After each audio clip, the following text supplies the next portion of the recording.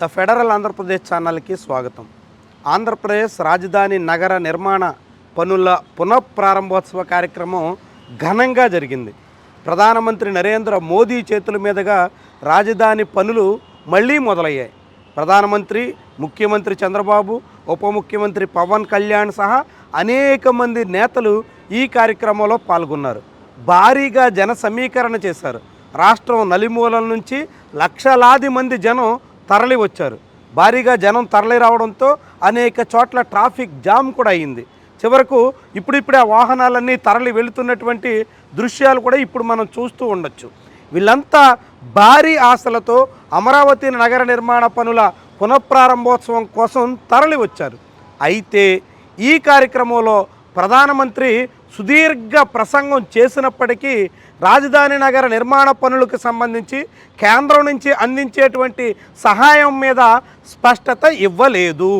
కేంద్రం ఎంత మేరకు నిధులు ఇస్తుంది, ఏ మేరకు రాజధాని నగర నిర్మాణంలో భాగస్వామి అవుతుంది, ఏ పనులకు నిధులు వెచ్చిస్తుంది అన్న దాని మీద స్పష్టత ఇచ్చినటువంటి దాఖలాలు లేవు. అయితే వాస్తవానికి ప్రధానమంత్రి స్పష్టత ఇవ్వకపోయినా దానికి ముందు అలాంటి డిమాండ్ల పత్రాన్ని, ముఖ్యంగా ప్రధానమంత్రికి వినతి పత్రాన్ని చేసేదానికి ముఖ్యమంత్రి, ఉప ముఖ్యమంత్రి, ఇతర నేతలు కూడా ప్రయత్నించిన దాఖలాలు లేవు.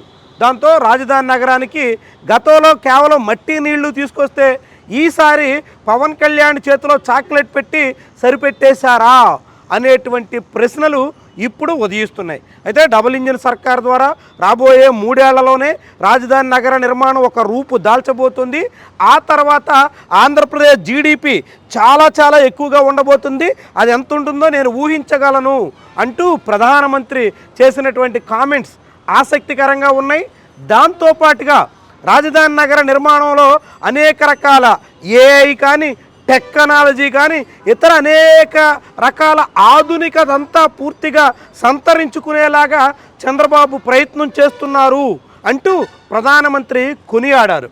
2000 సంవత్సరం ప్రారంభంలోనే తాను గుజరాత్ ముఖ్యమంత్రిగా బాధ్యతలు స్వీకరించిన నాడు హైదరాబాద్కి ముఖ్యమంత్రిగా ఉమ్మడి రాష్ట్రంలో పనిచేసినటువంటి చంద్రబాబు నాయుడు టెక్నాలజీ విషయంలో తీసుకుంటున్నటువంటి చర్యల గురించి తాను అప్పట్లోనే తెలుసుకున్నానని, ఆయన ముందు చూపును గ్రహించానని, ఆయన ద్వారా అనేక విషయాలు నేర్చుకోగలిగానని నరేంద్ర మోదీ చంద్రబాబును కొనియాడుతూ చేసినటువంటి ప్రసంగం చాలామందినే ఆకట్టుకుంది. మొత్తంగా చంద్రబాబు మోదీని కొనియాడుతూ, మోదీ చంద్రబాబును పొగుడుతూ, అదే మధ్యలో పవన్ కళ్యాణ్ కూడా ఇరువురు ప్రశంసిస్తూ ఈ సభా కార్యక్రమాన్ని ముగించారు. అయితే ఈ మొత్తం కార్యక్రమంలో రాజధాని నగర నిర్మాణానికి అవసరమైనటువంటి నిధుల విషయంలో పూర్తిగా రాష్ట్ర ప్రభుత్వం నుంచి వినతులు కానీ, కేంద్రం నుంచి దానికి సానుకూల స్పందనలు కానీ కనిపించిన దాఖలాలు అయితే లేవు.